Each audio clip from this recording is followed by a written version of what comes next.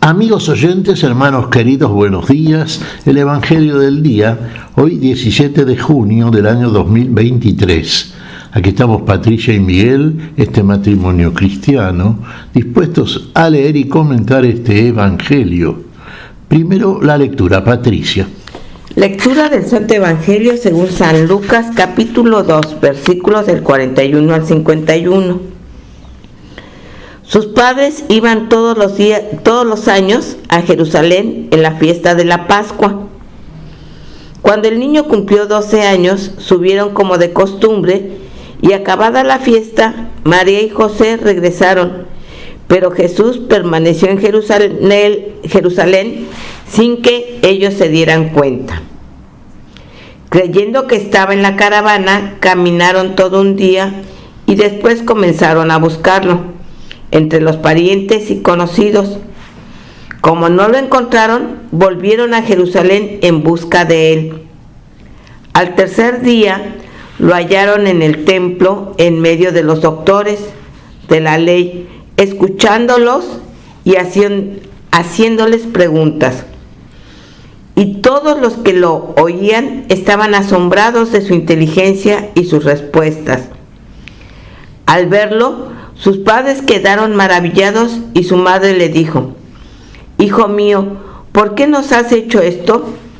Piensa que tu padre y yo te buscábamos angustiados». Jesús les respondió: «¿Por qué me buscaban?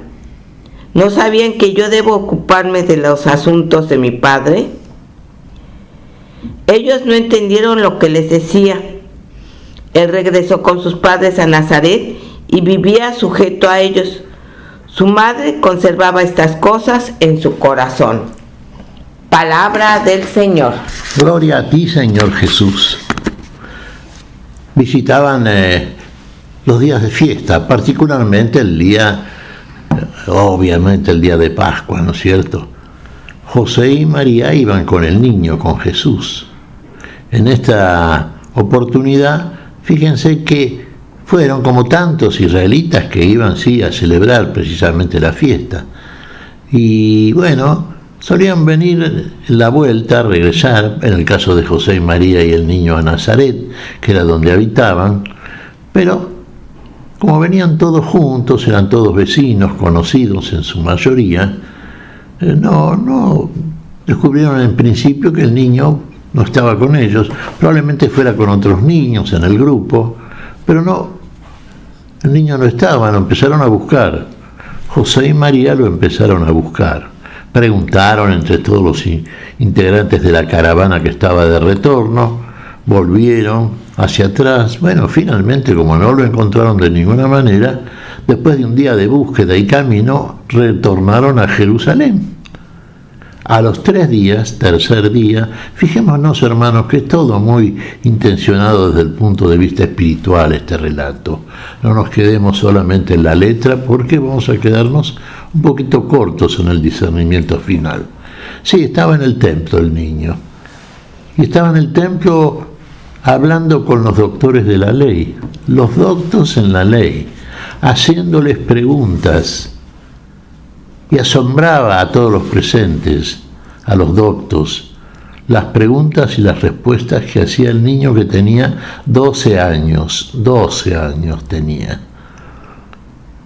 Al tercer día, el niño 12 años, ¿en dónde estaba? En el templo, no estaba entre los intervinientes en la caravana, entre los conocidos y amigos no lo habían encontrado, no estaba entre ellos. ¿Tampoco iban con José y con María? No, pero María y José lo buscaban. Y después de un día de camino, al tercer día lo encontraron.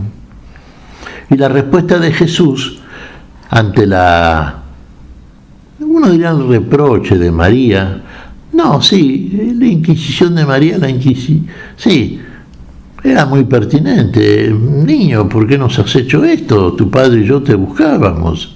Estaban preocupados, angustiados.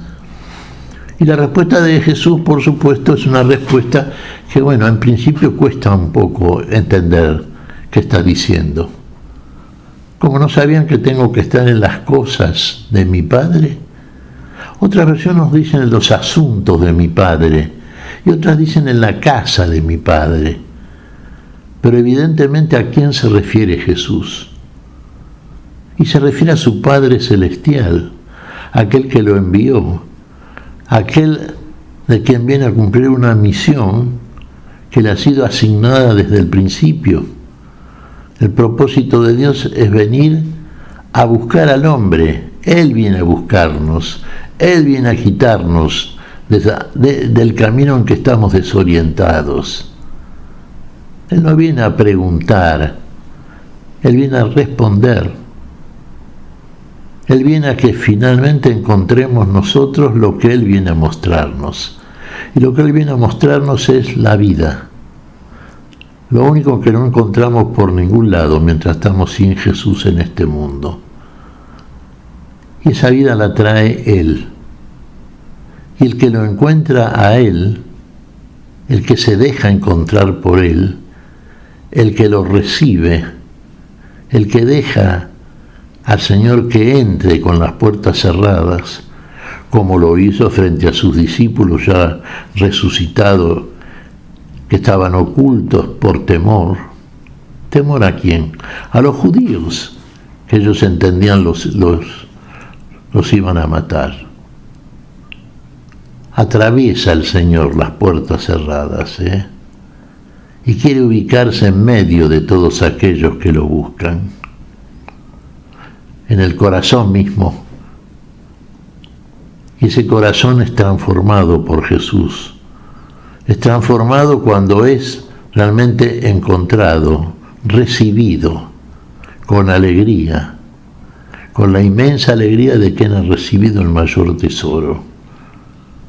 Con la alegría de María, por ejemplo, la alegría de María y de José, obviamente. Fíjense la observación que nos hace con frecuencia Lucas frente a este tipo de episodios. María guardaba todas estas cosas en su corazón. ¿En dónde las guardaba?